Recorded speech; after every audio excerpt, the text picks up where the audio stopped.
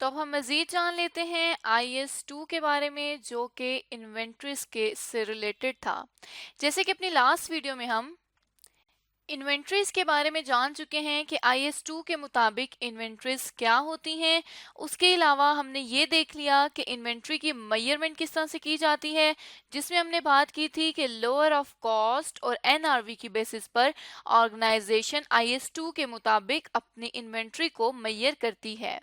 उसके बाद यहाँ पे हमने देखा था कि कॉस्ट ऑफ कन्वर्जन क्या है, कॉस्ट ऑफ परचेज क्या है और नेट रियलाइजेबल वैल्यू क्या है। अब हम ये जान लेंगे कि IS2 के मुताबिक इन्वेंट्रीज को किस तरह से रिकॉग्नाइज किया जाता है। तो जैसे कि यहाँ पे हम देख सकते हैं कि ऑर्गेनाइजेशन IS2 के मुताबिक इन्वेंट्री को एज एन एक्सपेंस रिकॉर्ड करती है। इन्वेंट्री को एज एन एक्सपेंस कब रिकॉर्ड करती है, कब रिकॉग्नाइज करती है? जब इन्वेंट्रीज को कंपनी जो है वो सेल कर देती है, तो उसकी जितनी कैरिंग वैल्यू आ रही होती है, उसी कैरिंग वैल्यू को कंपनी एज एन एक्सपेंस जो है वो ट्रीट करती है, और कंपनी जो है वो इन्वेंट्री की कैरिंग वैल्यू को एक्सपेंस के तौर पर इनकम स्टेटमेंट में रिकॉर्ड कर लेती है या रिकॉग्नाइज कर लेती है। वो किस तरह से, एक एग्जाम्पल के थ्रू समझ लेते हैं। लेट्स सपोज एक कंपनी है XYZ कंपनी, जिसकी इन्वेंट्री 5 मई 2019 को पड़ी हुई है, और इन्वेंट्री की जो कैरिंग वैल्यू आ रही है, मतलब इन्वेंट्री जितने पैसों से रिकॉर्ड की गई है फाइनेंशियल स्टेटमेंट में, वो पैसे हैं ₹10,000। अब अगर कंपनी ने 5 मई 2019 को अपनी इन्वेंट्री सेल की है, तो अब इस कैरिंग वैल्यू को, जितने की जो इन्वेंट्री है वो सेल हुई है, इसको कंपनी एज एन एक्सपेंस भी रिकॉर्ड करेगी 10,000 रुपए का। तो पहली ये बात हो गई कि कंपनी अपनी इन्वेंट्री को at the time of sale जो है वो एज एन एक्सपेंस रिकॉर्ड करेगी। दूसरी बात, कंपनी कब अपनी इन्वेंट्री को एज एन एक्सपेंस रिकॉर्ड करेगी? जब कंपनी का जो कोई लॉस हो जाएगा इन्वेंट्री का, तब कंपनी उस इन्वेंट्री को एज एन एक्सपेंस रिकॉर्ड करेगी, और उसी टाइम पीरियड का एक्सपेंस रिकॉर्ड करेगी जिस टाइम पीरियड में कंपनी का जो लॉस है वो अकर हुआ है। जैसे कि लेट सपोज हम एग्जांपल ले लेते हैं उसी XYZ कंपनी की, कि कंपनी की इन्वेंट्री वाली जगह पर आग लग गई है। अब फायर जो लगी है वो लगी थी जून 2018 में। अब अगर जून 2018 में आग लगी है, तो अगर जो फाइनेंशियल ईयर है वो दिसंबर 31 पे एंड होगा, तो कंपनी इसी 31 दिसंबर 2018 पर इन्वेंट्री जितनी आग की वजह से डिस्ट्रॉय हुई है उसको एज एन एक्सपेंस रिकॉर्ड करेगी। जैसे कि लेट सपोज हमने बात की थी कि इन्वेंट्री 10,000 रुपए की पड़ी हुई है। अब लेट सपोज कि इसमें से 5,000 रुपीज की जो इन्वेंट्री है वो आग लगने की वजह से वेस्ट हो गई है। अब इस वेस्ट को एज एन एक्सपेंस रिकॉर्ड किया जाएगा, और उसी टाइम पीरियड में रिकॉर्ड किया जाएगा जिस टाइम पीरियड में ये एक्सपेंस अकर हुआ है। या फिर दूसरी बात तब आती है कि कंपनी अपनी इन्वेंट्री का जो लॉस है उसको उसी टाइम पीरियड में तब रिकॉर्ड करती है जब कंपनी की इन्वेंट्री की नेट रियलाइजेबल वैल्यू रिकॉर्डिंग से कम हो जाती है। मतलब जैसे हमने बात की थी कि 10,000 रुपए की जो है वो कैरिंग वैल्यू थी, अब जब मार्केट में गए तो उससे पता चला कि कंपनी 10,000 रुपए नहीं, सिर्फ और सिर्फ 8,000 रुपए रियलाइज कर सकती है इन्वेंट्री जो है वो मार्केट में सेल करके। तो यहाँ पे अब हम देख सकते हैं कि 10,000 और 2,000 में 10,000 और 8,000 में 2,000 रुपए का डिफरेंस आ रहा है। ये 2,000 रुपए इन्वेंट्री का लॉस है, जो कि आग अगर जून 2018 में लगी थी, तो अब अगर नेट रियलाइजेबल वैल्यू भी जून 2018 पर कम हो रही है, तो इस लॉस को जो नेट रियलाइजेबल वैल्यू की वजह से आ रहा है 2,000 रुपए का, इसको भी 2018 में ही रिकॉर्ड किया जाएगा। अब यहाँ पे तो हमने बात कर ली कि नेट रियलाइजेबल वैल्यू की वजह से कोई लॉस हो रहा है, लेकिन लेट सपोज अब ये जो नेट रियलाइजेबल वैल्यू है ये दोबारा से रिकवर हो रही है। तो अब अगर ये रिकवर कब होगी? जब कोई इंक्रीज आ जाएगा कंपनी के नेट रियलाइजेबल वैल्यू या NRV में। तो यहाँ पे आ रहा था कि 8,000 रुपए बन चुके हैं, अब इन्वेंट्री के सिर्फ और सिर्फ 8,000 मिल रहे हैं। लेकिन लेट सपोज कि 10,000 रुपए की इन्वेंट्री थी, और मार्केट में जब गए तो पता चला कि 12,000 रुपए रियलाइज होंगे। अब ये जो 2,000 रुपए है इसका बेनिफिट आ रहा है, तो कंपनी इस 2,000 रुपए को बेनिफिट को अब रिकॉर्ड कर देगी, और जो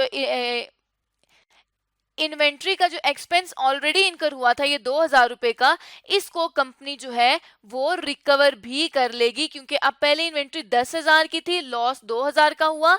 अब इन्वेंट्री 8000 पर नहीं रही, बल्कि अब अगर इन्वेंट्री रिवर्स हो रही है तो ये हम नहीं कहते कि 10 से 12 पे जा रही है। अब हम सपोज कर लेते हैं कि 8 को हमने ऑलरेडी रिकॉर्ड कर लिया था, अब 8000 से इन्वेंट्री की दोबारा से नेट रियलाइजेबल वैल्यू 12,000 रुपए पे जा रही है।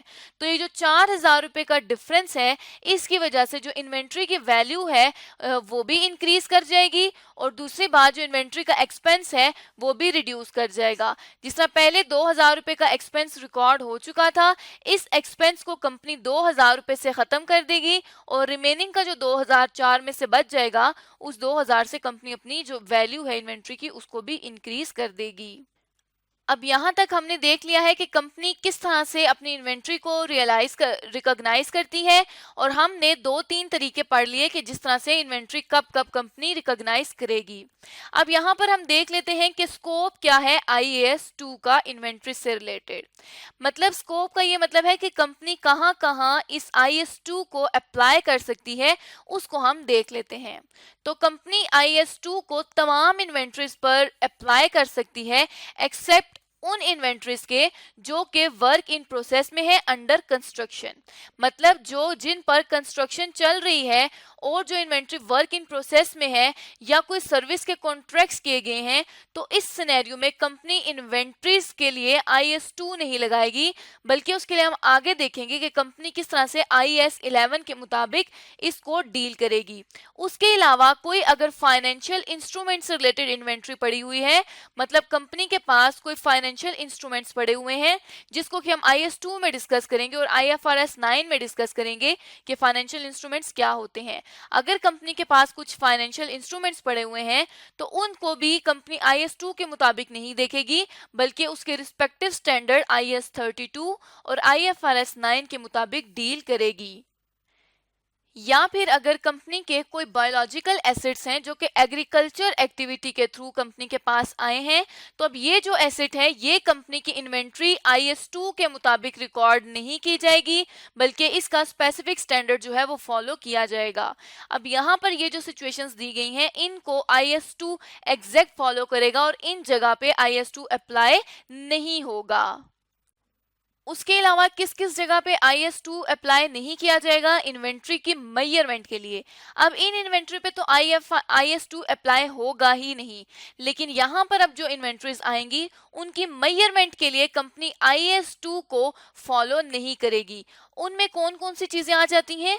जो प्रोड्यूसर्स होते हैं एग्रीकल्चर के या फॉरेस्ट प्रोडक्ट्स के, मतलब जो कोई कंपनी की वीट वगैरह है या कोई इस तरह की कंपनीज है जो एग्रीकल्चर एक्टिविटीज में डील करती हैं, तो वो अपनी इन्वेंट्री को मेजर करने के लिए IAS 2 के मुताबिक लोअर ऑफ कॉस्ट और NRV नहीं करेंगे, क्योंकि उनके पास डिफरेंट स्टैंडर्ड है जिसके मुताबिक वो एग्रीकल्चर एक्टिविटी से आने वाले एसेट को ट्रीट करेंगे, जो कि IAS 41 है। इसी तरह से जो कमोडिटी ब्रेकर ट्रेडर्स होते हैं वो भी कंपनी को नहीं ट्रीट करेंगे IAS 2 के मुताबिक, मेजर नहीं करेंगे, बल्कि वो कंपनी की एसेट्स की जो फेयर वैल्यू है उसमें से कॉस्ट टू सेल को लेस करेंगे, और तब वो अपनी कमोडिटी की मतलब अपनी इन्वेंट्री के लिए मेजरमेंट कर सकते हैं उसकी कॉस्ट की। यहां तक हमने देख लिया कि कंपनी कहां कहां पर IAS 2 अप्लाई नहीं कर सकती। अब हम देख लेते हैं कि कंपनी IAS 2 के मुताबिक कौन कौन से डिस्क्लोजर्स दे सकती है, मतलब अपनी फाइनेंशियल स्टेटमेंट्स में कहां कहां पे इन्वेंट्री को किस किस तरह से रिकॉर्ड कर सकती है। तो उसके लिए हम देखते हैं कि ये जितने भी हम पॉइंट्स पढ़ेंगे ये तमाम फाइनेंशियल स्टेटमेंट्स में डिस्क्लोज किए जाएंगे। उसमें जो सबसे पहला पॉइंट है वो ये है कि कंपनी की जो अकाउंटिंग पॉलिसी है इन्वेंट्रीज के लिए, वो कंपनी बयान करेगी, डिस्क्लोजर देगी IAS 2 का, कि लेट सपोज कंपनी ने अपनी जो पॉलिसी है वो ये रखी है कि कंपनी जैसे ही इन्वेंट्री को परचेज करेगी वो उसको रिकॉर्ड कर लेगी। तो यहाँ पर रिकॉर्ड जब किया जाएगा तो उससे रिलेटेड डिस्क्लोजर दिया जाएगा कि कंपनी ने कौन सी पॉलिसी रखी है इन्वेंट्री के लिए। उसके अलावा कंपनी अलग से डिस्क्लोजर देगी, ये बयान करेगी कि टोटल कैरिंग वैल्यू क्या है इन्वेंट्रीज की, और अलग से ये भी बताएगी कि कैरिंग वैल्यू और fair value less cost to sell दोनों क्या हैं। और फिर क्योंकि हमने IS2 के मुताबिक देखा था कि इन दोनों में जो लोअर कॉस्ट या NRV होगी उसको कंपनी जो है वो रिकॉर्ड करेगी। तो यहाँ पे carrying value fair value less cost to sell B, जो कि हमारे पास नेट रियलाइजेबल वैल्यू बनती है, मतलब कंपनी इतने पैसे मार्केट से रियलाइज कर सकती है अपनी इन्वेंट्री को सेल करके। इन दोनों का कंपैरिजन किया जाएगा और इनमें से लोअर वाली को रिकॉर्ड किया जाएगा और इनसे रिलेटेड कंपनी स्पेसिफिकली डिस्क्लोजर भी देगी कि इतनी कैरिंग वैल्यू थी, इतनी फेयर वैल्यू थी, ताकि वो चेक कर सके कि क्या IS2 के मुताबिक इन्वेंट्री रिकॉर्ड हुई है या नहीं। उसके बाद लास्ट में यह भी बताया जाएगा कि कंपनी इन्वेंट्री को रिकॉग्नाइज करेगी एज एन एक्सपेंस जब इन्वेंट्री कंपनी सेल करेगी तब। तो इस तरह से ये हमने कुछ डिस्क्लोजर्स देख लिए कि कंपनी कब कब और कहां कहां पे अपनी इन्वेंट्री को IS2 के मुताबिक डिस्क्लोजर्स उसके देगी।